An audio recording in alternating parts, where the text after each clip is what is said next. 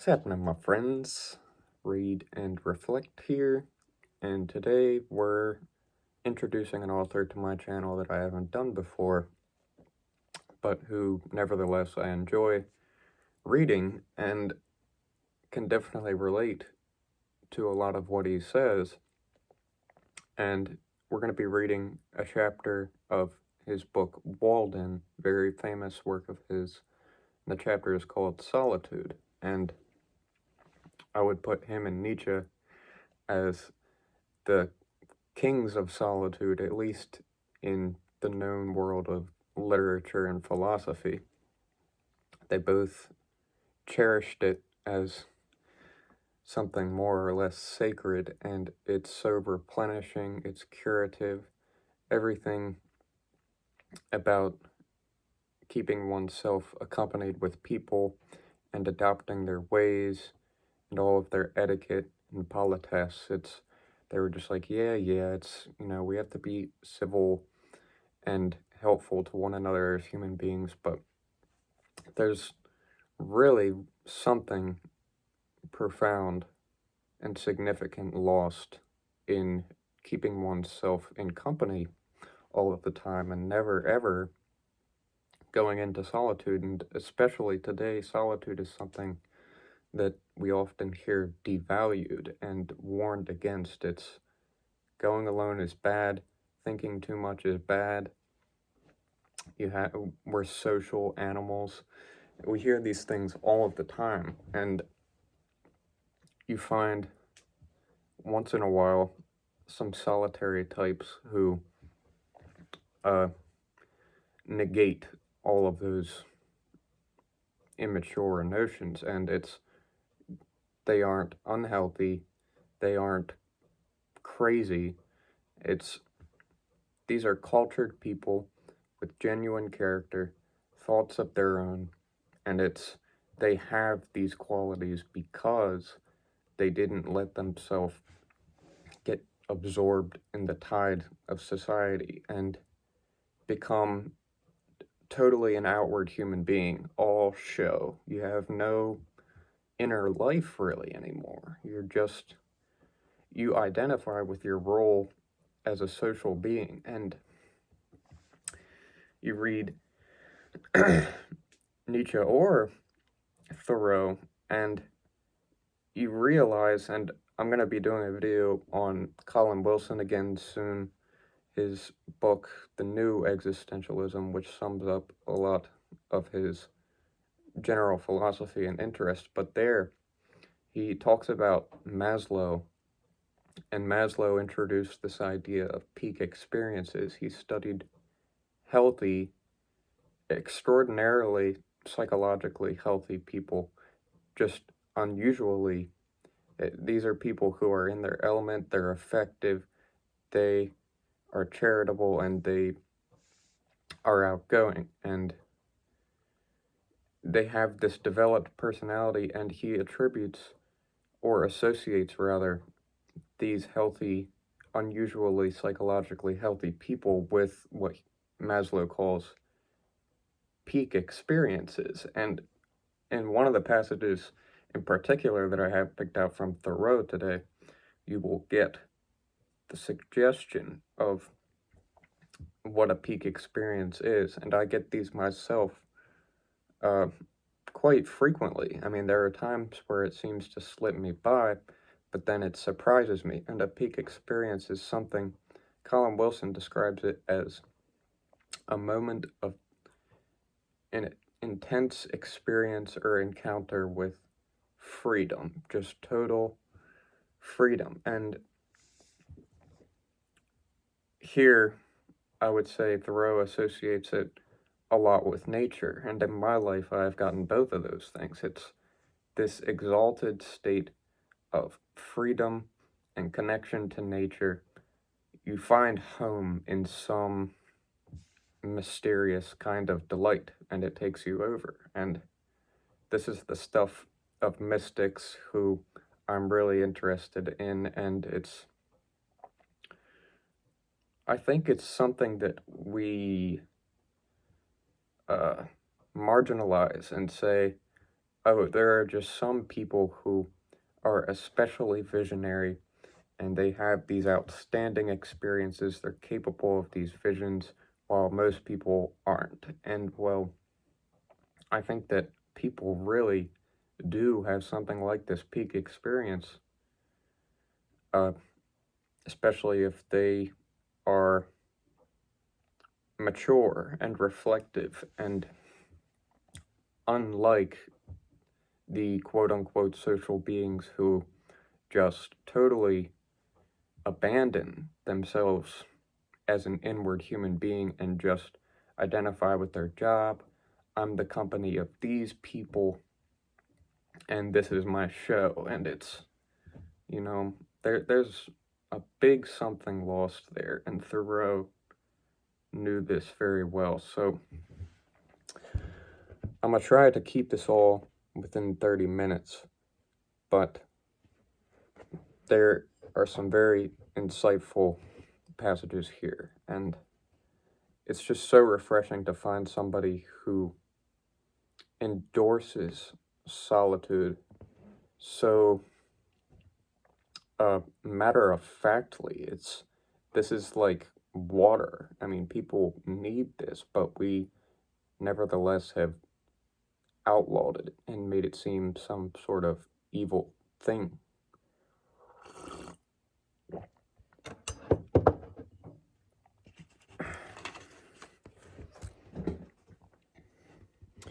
There can be no very black melancholy to him who lives in the midst of nature and has his senses still.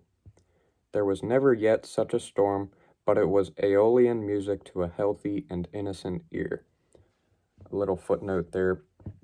Aeolus is a wind god of ancient Greece, helper of Odysseus and his crew in the Odyssey, and he dwells in the floating island of Aeolia. Nothing can rightly compel a simple and brave man to vulgar sadness. While I enjoy the friendship of the seasons, I trust that nothing can make life a burden to me. The gentle rain which waters my beans and keeps me in the house today is not drear and melancholy, but good for me too. Though it prevents my hoeing them, it is of far more worth than my hoeing. If it should continue so long as to cause the seeds to rot in the ground and destroy the potatoes in the lowlands, it would still be good for the grass on the uplands, and being good for the grass, it would be good for me. Sometimes when I compare myself with other men, it seems as if I were more favored by the gods than they, beyond any deserts that I am conscious of, as if I had a warrant and surety at their hands, which my fellows have not, and were especially guided and guarded. I do not flatter myself, but if it be possible, they flatter me, the gods, that is. I have never felt lonesome, or in the least oppressed by a sense of solitude, but once, and that was a few weeks after I came to the woods, when, for an hour, I doubted if the near neighborhood of man was not essential to a serene and healthy life. So yeah, I probably should have mentioned that at the beginning, Thoreau, but I think it's quite well known that he abandoned human society and went to live in the woods all by himself. And eventually he died, I believe, from food poisoning. But he seems, according to his writing, to have enjoyed his life in the midst of nature. To be alone was something unpleasant, but I was at the same time conscious of a slight insanity in my mood, and seemed to foresee my recovery. In the midst of a gentle rain, while these thoughts prevailed, I was suddenly sensible of such sweet and beneficent society in nature, in the very pattering of the drops, and in every sound and sight around my house, an infinite and unaccountable friendliness, all at once like an atmosphere sustaining me, as made the fancied advantages of human neighborhood insignificant, and I have never thought of them since. Every little pine needle expanded and swelled with sympathy and befriended me. I was so distinctly made aware of the presence of something kindred to me, even in scenes which we are accustomed to call wild and dreary, and also that the nearest of blood to me and humanest was not a person nor a villager, that I thought no place could ever be strange to me again. So, reading the end of that passage there, the presence of something kindred to me, he was made distinctly aware of this, and just by the company of mere nature. And this is kind of what I was suggesting with Maslow's idea of peak experiences, endorsed by Colin Wilson. And Wilson thought these could be intentionally produced, that by the mere meditation and concentrating of one's attention on, say, former times, that you've had something like a peak experience, almost a deliverance sort of thing, where one moment you're in that kind of humdrum everydayness state, and then the next it's this absolute freedom and unlimitedness and connectivity, and it's the contrast is overwhelming. And this seems exactly to be what happened to Thoreau, that he was having doubts about his solitude and his living in nature. Nobody does this. I mean, this has got to be crazy. There's got to be something wrong with me. Human society, the company of humans has got to be something necessary.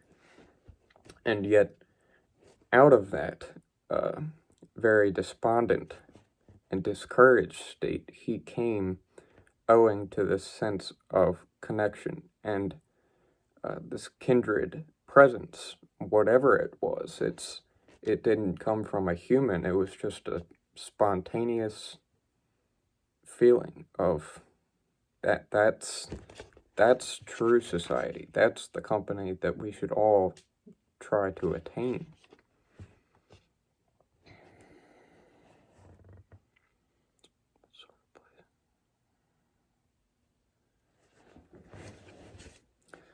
Kind of have my parts lousily marked, so bear with me.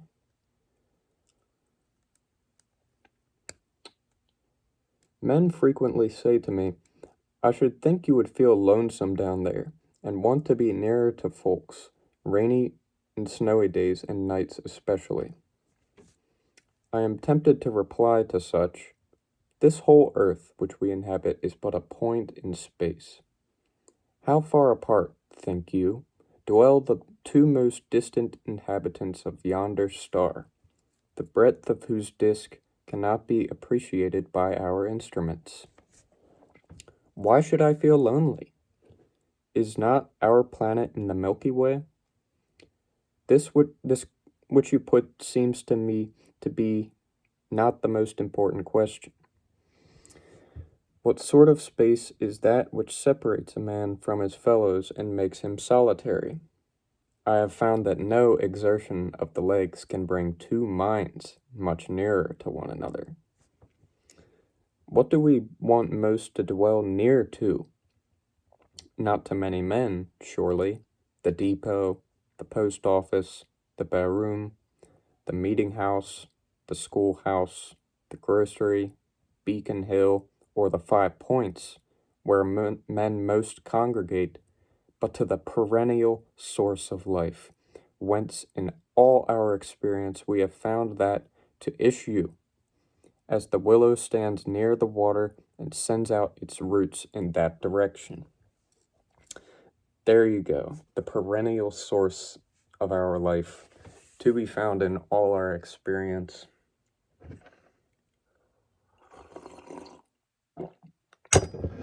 And myself being an avid walker and going out into nature and just to no end, just walking and going for long distance promenade.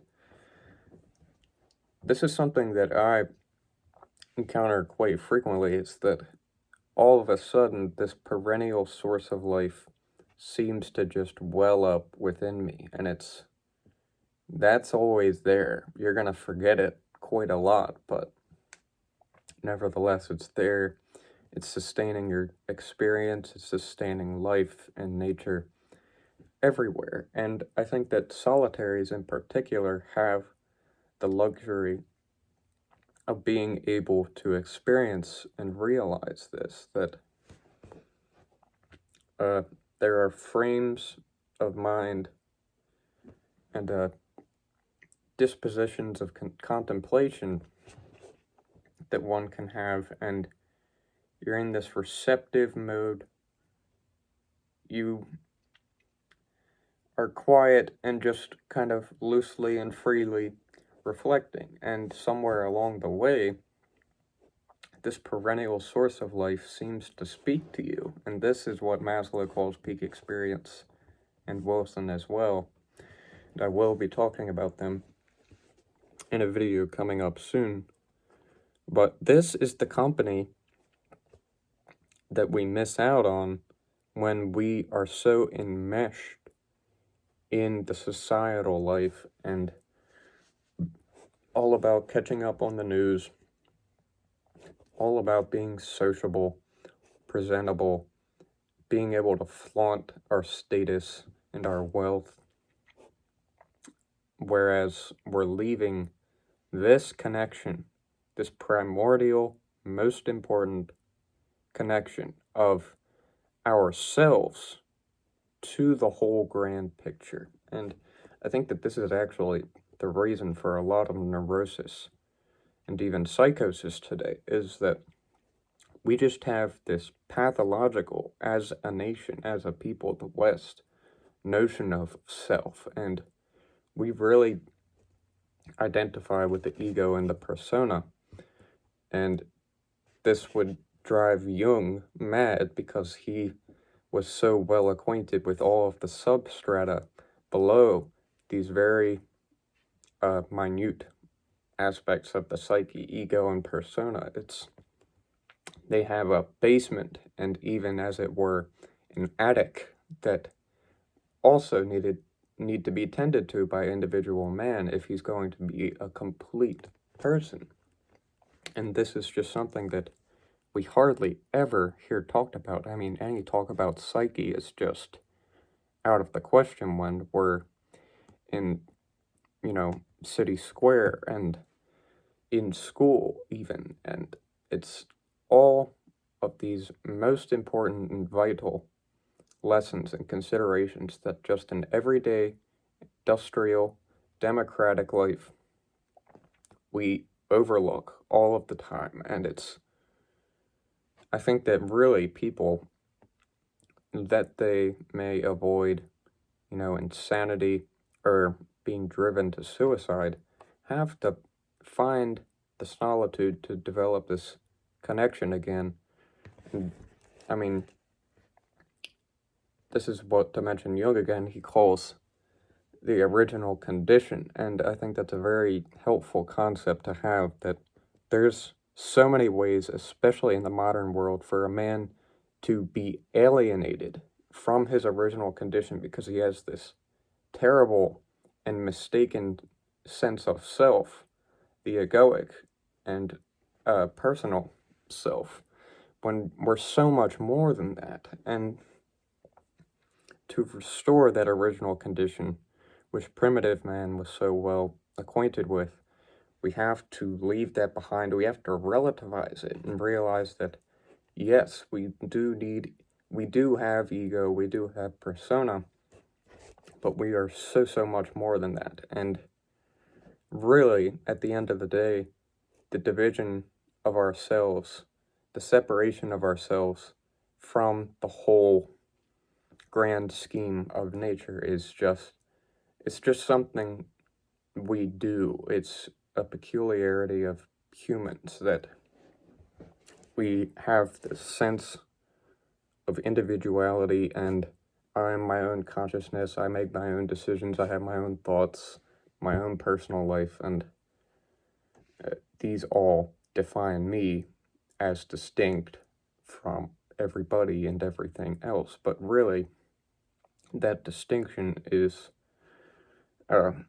it's really conjecture, and I think that people who take that division too seriously are the ones that really lose their equanimity, and their character seems to die. And I wanted to point out as well that, as I was saying in the beginning, how a lot of people warn against solitude and treat it as this kind of demon, that Thoreau and even Nietzsche, though he could be quite harsh, both of them were very cultured individuals, very well-read. They knew their history, they knew vocabulary, and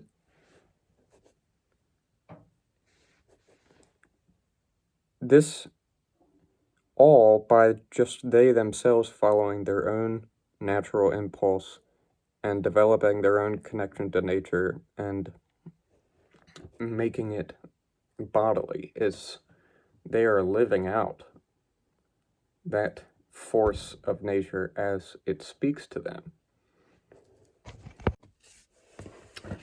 And we're back. Sorry about the break in the video there. I heard a strange noise upstairs in my house. I'm down in my basement where I usually do videos, but yeah, so I had to check that out, and I thought I'd stop it and start it up again.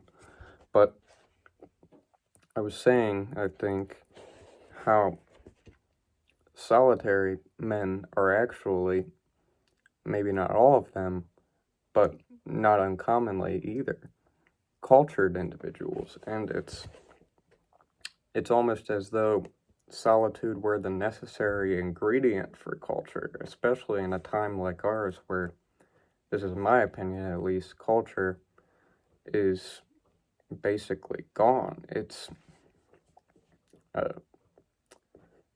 ideas of style and aesthetics, the style and aesthetics of people, and artistic impulses, and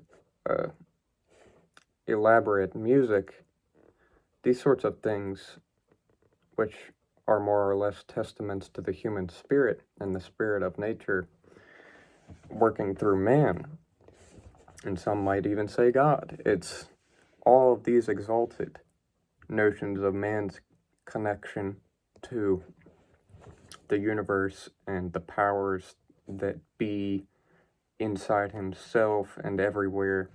This is what I think art and culture are generally. It's the pure expression of these forces through the hand of man, who has the creative capacities to give body, sound, and form to this power that is always working inside him. And it seems that this has become less and less a prospect for us today, and it's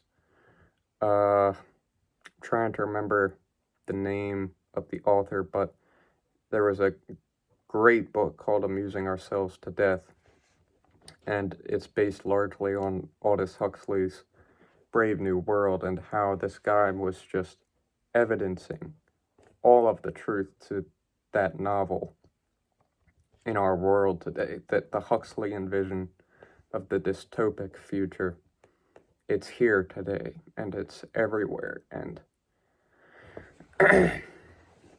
if you have any valuation, any appreciation for individuality and culture and spirit, then today is not your day. Those belong to antiquity in the medieval period. We're past that now.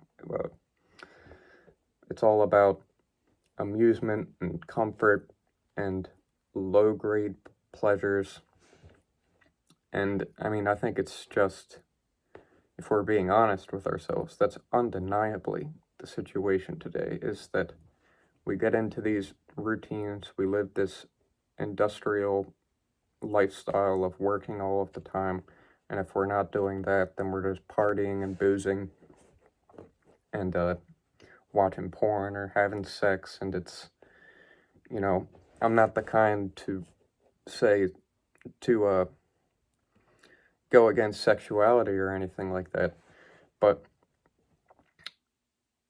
I think, again, if we're being honest with ourselves, we see that impulse manifesting in pathological ways today, and one might say it's because that spirituality and that connection to nature that characterized a historical man and people in the medieval period in particular, the loss of that has led society to take up all of these, frankly, how would I say it, unavailing and uninspiring,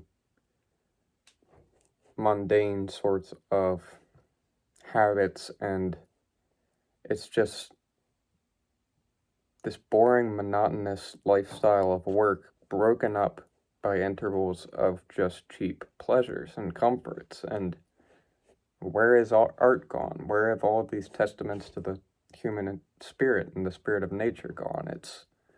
We seem not so much to care about them anymore because we have all of the distractions and means to keep us from acknowledging our own existence, our peculiar existence and capacities as humans, that we could be doing so much more. We could be producing so much more inspirational work, adding to culture rather than let it die right in front of us, as we tend to do, unfortunately. But maybe this period will come to an end at some point, and we will come to our senses and realize that we have underestimated ourselves so much, I think, to at least my position. And it seems to be a position of Thoreau and Nietzsche and Wilson, Abraham Maslow. I could go on, but I seem to flock to a lot of these authors because they have this optimistic view of, we have all of these unrealized capabilities that we're just letting hang there and pretending not to be aware of their possibility. So, I think, can't remember how long the last part was, but I'm gonna just do, I guess, I'll have to pick one. Okay, I'll just read what I have left and then probably wrap it up there. Any prospect of awakening or coming to life to a dead man makes indifferent all times and places. The place where that may occur is always the same, and indescribably pleasant to all our senses. For the most part, we allow only outlying and transient circumstances to make our occasions. They are, in fact, the cause of our distraction. Nearest to all things is that power which fashions their being. Next to us, the grandest laws are continually being executed. Next to us, the workman whom we have hired, with whom we love so well. Oh, I'm sorry, I botched that sentence. Next to us, the grandest laws are continually being executed. Next to us, not the workman whom we have hired, with whom we love so well to talk, but the workman whose work we are. So there again, as I was talking about earlier with peak experiences and realizing that immanent power of nature in which we are all involved, that is what Thoreau sees to be the thing that we need to connect to and realize. and to put into perspective our fellow man and say that all of these laws that are man-made and this guy over here who is trying to define me and fashion me, these are not me. These are not intrinsic to me. They're trying to make me into something I am not, and this seems to be the whole reason that Thoreau went into nature. So he could, as Nietzsche would say, become what he is.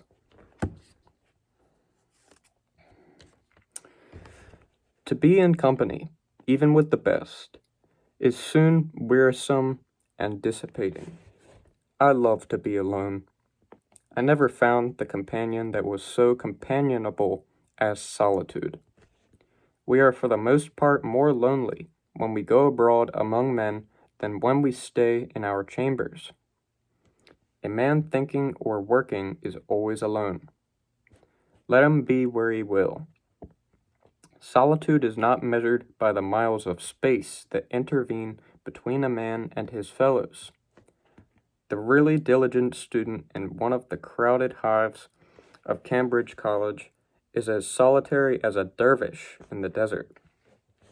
I had to look up what a dervish was in first reading this, and it's apparently these Sufic ascetics of the 12th century who apparently had these very ridiculous ritual practices, and it involved severe poverty and isolation, and that's very typical of asceticism and of those cults of men who try to connect with God and to transcend the ego, which the religious man learns is more or less an illusion. So I think I'm going to end it there. There is so much more from this chapter I would like to read. There's a really, really good paragraph that I skipped over that I would have to concentrate a whole video on. And so we're just going to end it here. And there's this one paragraph I would love to read. Okay, I'll do it really quickly. Society is commonly too cheap. We meet at very short intervals, not having had time to acquire any new value for each other. We meet at meals 3 times a day and give each other a new taste of that old, musty cheese that we are. I love that. We have had to agree on a certain set of rules called etiquette and politeness to make this frequent meeting tolerable, and that we need not come to open war. We meet at the post office and at the sociable, and about the fireside every night. We live thick and are in each other's way, and stumble over one another, and I think that we thus lose some respect for one another.